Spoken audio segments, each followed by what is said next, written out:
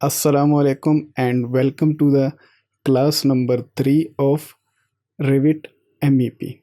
तो हमने फॉर्मली अपने काम का आगाज़ करना है इस क्लास से।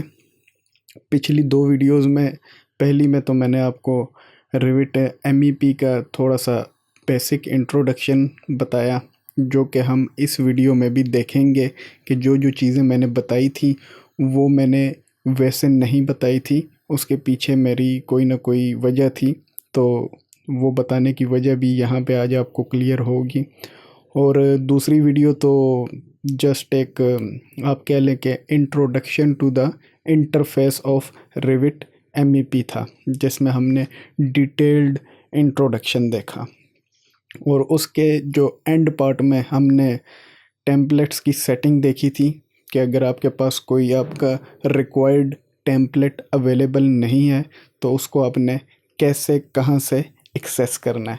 तो उम्मीद करता हूँ आप लोगों ने वो वीडियो ज़रूर देखी होंगी, और अगर नहीं देखी तो मैं आपको रिकमेंड करूँगा कि अगर आप कंप्लीट नॉलेज लेना चाहते हैं तो आप बिल्कुल स्टार्ट से सीखें, आप डायरेक्ट जंप मत करें। इस तरीके से आपको कुछ ऐसी फाउंडेशनल या जो फंडामेंटल चीज़ें वो मिस हो जाएंगी जिसका आपको नुकसान होगा। बाकी आप लोगों की मर्ज़ी। चलते हैं, हम यहाँ से लेते हैं न्यू प्रोजेक्ट। ठीक है, सबसे पहले सबसे जो बेसिक स्टेप है वो है हमारा एक्यूरेट टेम्पलेट सिलेक्शन। ठीक है, हम क्या करने जा रहे हैं, हम लेट सपोज अगर MEP में मैकेनिकल वगैरह का वर्क करने जा रहे हैं तो ऑब्वियस सी बात है हमने मैकेनिकल टेम्पलेट सिलेक्ट करना है। यहाँ पे मेरे पास मैकेनिकल मौजूद है, अगर आपके पास मौजूद नहीं है तो आप ब्राउज़ करें और जाके जो टेम्पलेट्स हैं वहाँ से आप इसको एक्सेस कर सकते हैं। लेकिन मैंने ये बताया था दूसरी वीडियो के एंड वाले पार्ट में कि यहाँ से ये वन टाइम आपको ओपन करके देगा। नेक्स्ट टाइम अगर दोबारा सेम टेम्पलेट आपको चाहिए तो वो इस लिस्ट के अंदर आपके पास नहीं होगा। ठीक है, तो परमानेंटली इस लिस्ट के अंदर कैसे लेके आ सकते हैं वो पिछली वीडियो में मैं बता चुका हूँ। तो ये मैकेनिकल टेम्पलेट ओके मैंने ओपन कर लिया, ये मेरे पास हो गया जी मैकेनिकल टेम्पलेट ओपन। अगर आप देखें तो यहाँ पे जो प्रोजेक्ट ब्राउज़र है, आई थिंक जितनी डिटेल वीडियो मैंने बना ली है इंटरफेस के ऊपर, अब आपको जब मैं नाम लूँ कि प्रोजेक्ट ब्राउज़र तो आपको पता होना चाहिए मैं किस पार्ट की बात कर रहा हूँ। लेकिन खैर ये होता है जी हमारा प्रोजेक्ट ब्राउज़र। इसमें अगर आप देखें तो HVAC है, और थोड़ा सा अगर मैं अपने आप को साइड पे करूं तो यहाँ पे हमारे पास प्लम्बिंग है। मींस के इस टेम्पलेट में हम मैकेनिकल का HVAC कवर करेंगे और प्लम्बिंग का काम हम परफॉर्म कर सकते हैं। ये बताने का मकसद ये है कि डिफरेंट टाइप्स के जो टेम्पलेट हैं उनमें डिफरेंस क्या है।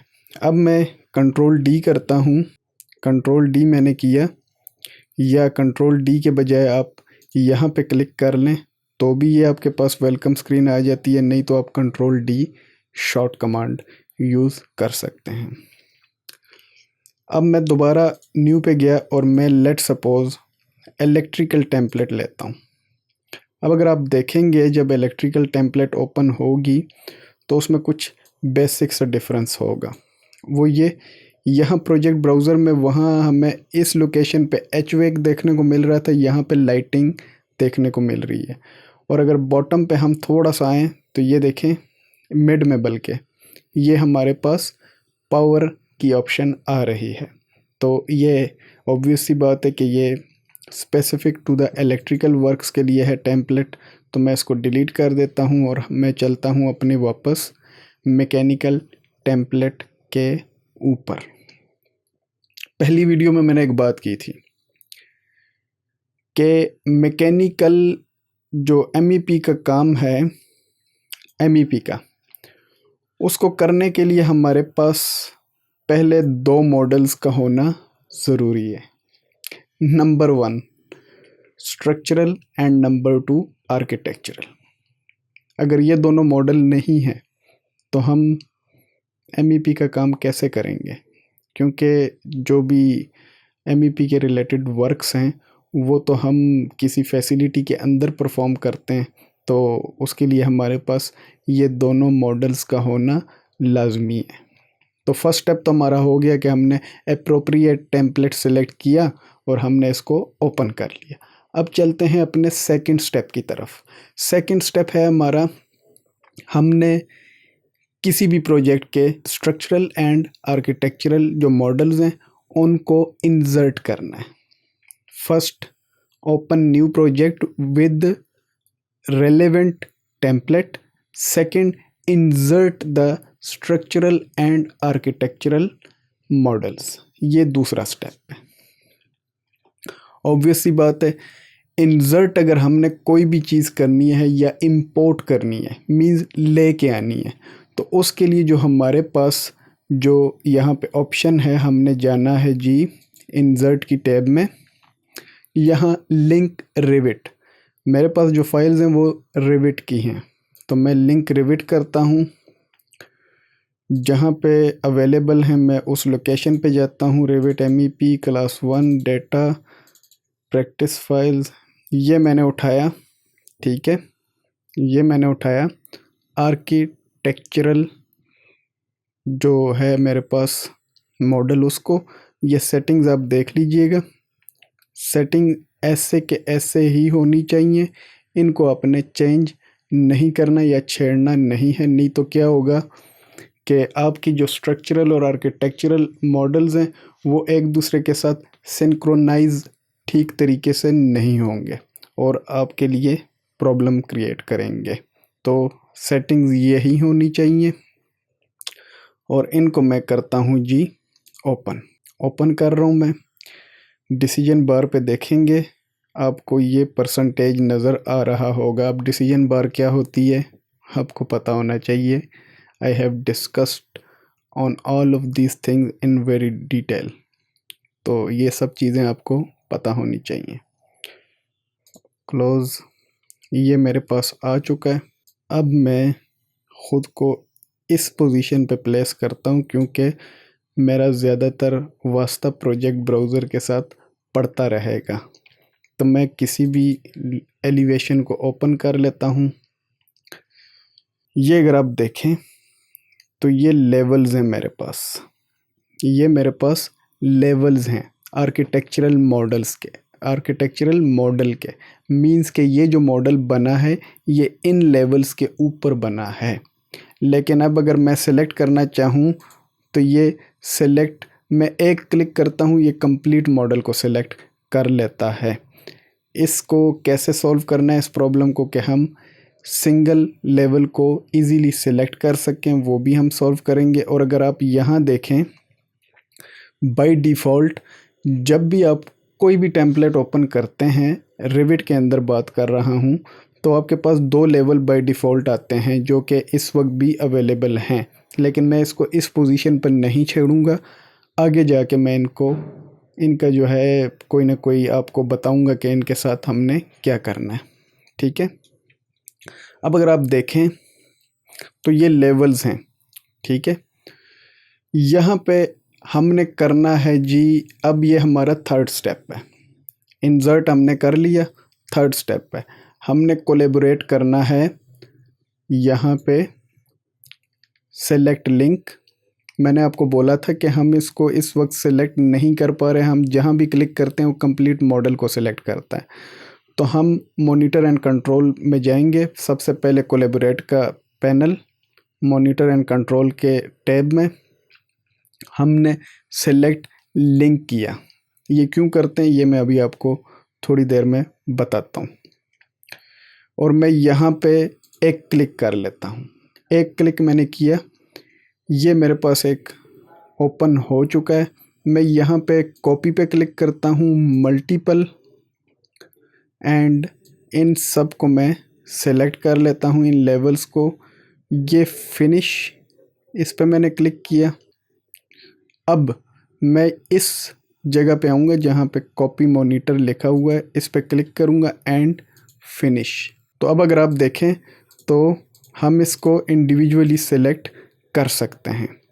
तो यहाँ पे आपने क्या करना है, चूँकि हमारे पास दो मॉडल्स हैं, ठीक है, आर्किटेक्चरल एंड स्ट्रक्चरल, तो ये भी हमने आर्किटेक्चरल को डील किया, तो आप इसके आगे AR डॉट अगर आप कर दें तमाम लेवल्स के लिए, तो ये इसलिए कि जब आप काम करेंगे तो आपके लिए आसानी होगी।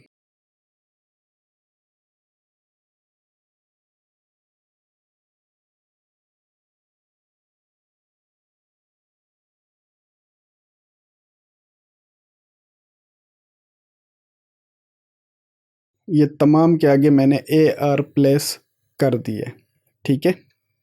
अब मैं क्या करूँगा, अब मैं मैकेनिकल के टैब में आया, ठीक है, और यहाँ पे मैं क्या करूँगा, यहाँ पे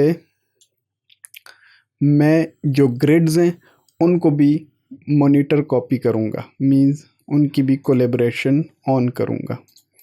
तो ये select link, click anywhere, copy multiple, select all the grids in horizontal and select all the grids in vertical by pressing the control की। जब आप हॉरिजॉन्टल को सेलेक्ट कर लें और वर्टिकल को सेलेक्ट करने लगें, वर्टिकल डायरेक्शन में ग्रिड्स को, तो मेक श्योर करना है आपने कंट्रोल बटन प्रेस किए रखना है, कंट्रोल को नहीं छोड़ेंगे। अगर आपने कंट्रोल को छोड़ा और आपने किया तो वो पिछले को अनसेलेक्ट कर देगा। तो फिनिश, सेम, फिनिश अगेन। अब अगर आप देखें तो ये भी इंडिविजुअली हमारे पास सिलेक्शन इनकी हो रही है। अब यही स्टेप, यही सेम स्टेप मैं दोबारा स्ट्रक्चरल मॉडल पे भी अप्लाई करूँगा। पहले मैं उसे इंसर्ट कर लेता हूँ, लिंक रिविट, वही लोकेशन, और ये स्ट्रक्चरल है, ये आ गया हमारे पास, नज़र आ रहे हैं, ये यहाँ से आपको क्लियर हो जाएगा। ये हमारे पास आ चुके हैं। यहाँ अगर आप देखें तो डबल डबल लेवल हैं, सिंक्रोनाइज हो रहे हैं। इसका मतलब क्या है कि ओवरलैप हो रहे हैं। इसका मतलब ये है कि स्ट्रक्चरल जो हैं लेवल्स वो भी हमारे पास आ चुके हैं, इसलिए वो एक दूसरे के ऊपर ओवरलैप हो रहे हैं। तो अब हमने सेम प्रोसीजर इस पे भी अप्लाई करना है। पहले हम इस केस में इसको कर लेते हैं, ज़रूरी नहीं आप जाके एलिवेशन से लेवल्स को पहले कर लें, लेकिन मैंने आर्किटेक्चर में एलिवेशन को पहले किया, तो अब मैं स्ट्रक्चर में इसको पहले कर लेता हूँ। मैं एक क्लिक कर लेता हूँ, copy multiple, select, press control, select in vertical direction, finish, finish, okay, ये हो गया। अब मैं चलता हूँ जी दोबारा, क्या कहते हैं, अपने एलिवेशन पे। अब एलिवेशन पे अगर आप ये जो हमारे पास हाईलाइट हो रहे हैं ये आर्किटेक्चरल हैं, हमने इनका नाम भी चेंज किया था, इसलिए क्योंकि मुझे पता था कि जब आर्किटेक्चरल और स्ट्रक्चरल दोनों लेवल्स आएंगे तो ये ओवरलैप हो जाएंगे, फिर हमें समझ नहीं आएगी, तो इसलिए मैंने पहले ही उनको उनका नेम बदल दिया। तो ये स्टेप बाय स्टेप अगर आप करेंगे तो मुश्किल नहीं है, आसान है। अब मैं क्या करता हूँ, मैं एक क्लिक करता हूँ, कॉपी मल्टीपल, ये कंट्रोल को प्रेस कर लें और उसके साथ साथ आप मूव करते जाएं टूवर्ड्स द बॉटम। ये हमने सिलेक्शन परफॉर्म कर दी। अब अगर हम देखें तो यहाँ पे हम दोबारा वही करेंगे, फिनिश, यहाँ मॉनिटर एंड कॉपी पे अगेन फिनिश। तो ये हमारे पास हो चुके हैं जी। हमने levels and grids for architectural and structural दोनों मॉडल्स के कोलेबरेट मींस कॉपी मॉनिटर कर दिए हैं। अब कॉपी मॉनिटर यहाँ अगर आप थोड़ा सा इस पे गौर करें तो नाम से ही आपको पता चल रहा है कि जो बिम है ये कोलेबरेटिव इन्वायरमेंट में वर्क करता है। मींस ये जो स्ट्रक्चरल ड्राइंग्स मैं लेके आया हूँ ये भी किसी ने मॉडल बनाया होगा, ऑब्वियसली किसी स्ट्रक्चरल डिज़ाइनर ने किया होगा इसका मॉडल, और उसके साथ जो आर्किटेक्चरल मॉडल है ये भी किसी आर्किटेक्चरल इंजीनियर ने बनाया होगा या किसी सिविल इंजीनियर ने बनाया होगा।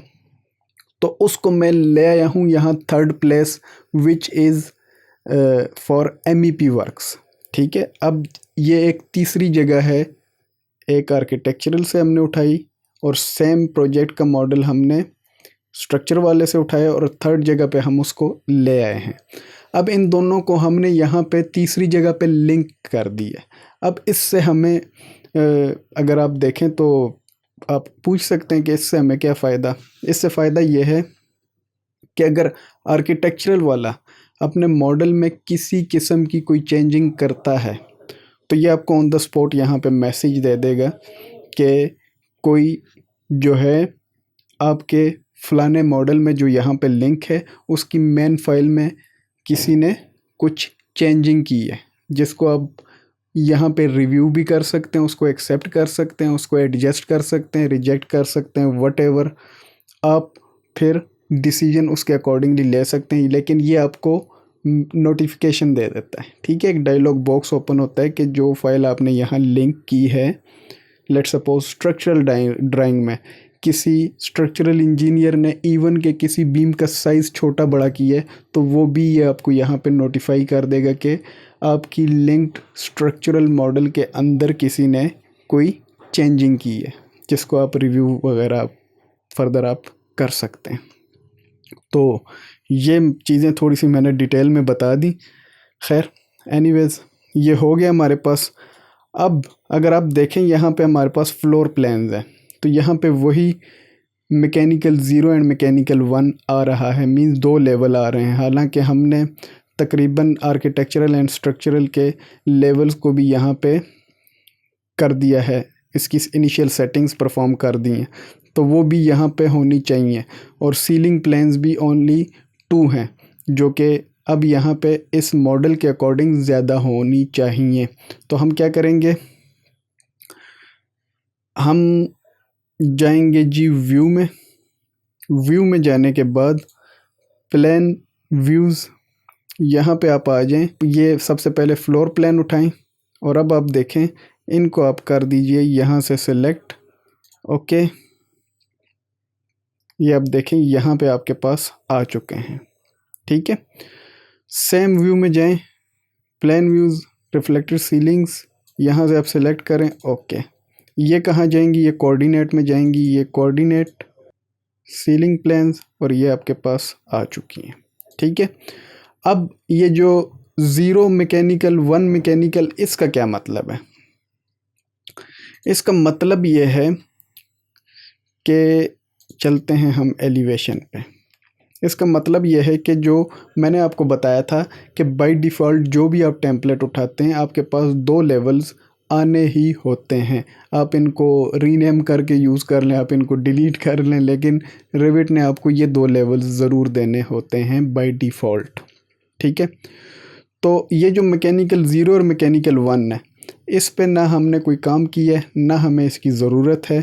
यहाँ पे भी एमी शो हो रहे हैं जिसकी वजह से ऑब्वियसली तंग कर रहे हैं हमें यार। तो मैं इसको सेलेक्ट करता हूँ, कंट्रोल के साथ इसको सेलेक्ट करता हूँ, डिलीट करता हूँ। ये देखें वो यहाँ से गायब हो चुके हैं। ठीक हो गया। तो हम सिर्फ उन्हीं लेवल्स को रखेंगे जिनकी हमें ज़रूरत है, इर्रेलेवेंट चीज़ों को हम स्पेस नहीं देंगे। ठीक हो गया जी। अच्छा, यहाँ से आप देखें, अगर ये नाम आप देखें तो AR का मतलब है ये आर्किटेक्चर के लेवल्स हैं, और ये जिनके साथ AR नहीं लिखा हुआ इसका मतलब है ये स्ट्रक्चरल के लेवल्स हैं। तो ये मैंने थोड़ा सा डिफरेंशिएट करने के लिए वो रीनेम किया था।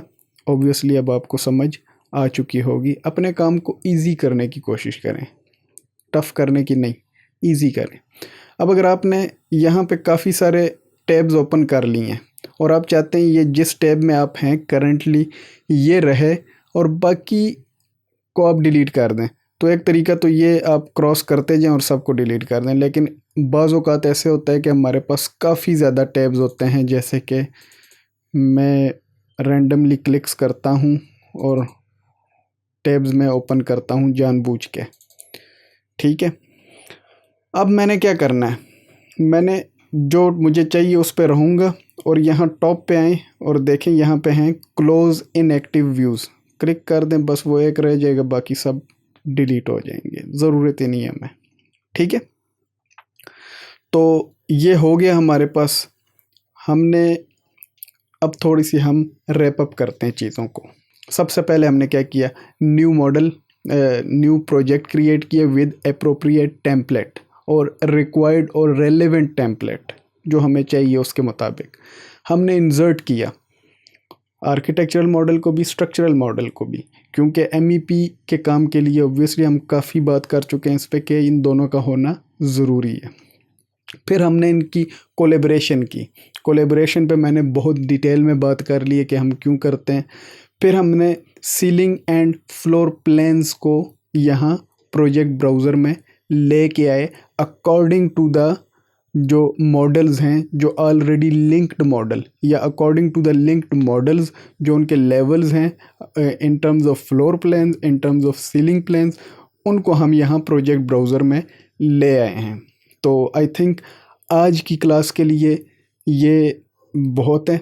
ठीक है, आप इन चीज़ों पे प्रैक्टिस जितना ज़्यादा कर सकते हैं इन पे करें, क्योंकि अगर आपको ये फाउंडेशनल या बेसिक चीज़ें नहीं आती आप सीख नहीं सकते। लेकिन मैं कोशिश करूँगा कि आपको इन सिंपल एज पॉसिबल मैं आपको करवाऊँ। ठीक है, तो ये थी हमारी आज की वीडियो। उम्मीद करता हूँ आपको पसंद आई होगी। मिलते हैं आपसे नेक्स्ट वीडियो में। तो अपना बहुत सारा ख्याल रखिएगा, अपने इस चैनल का भी। अल्लाह ने।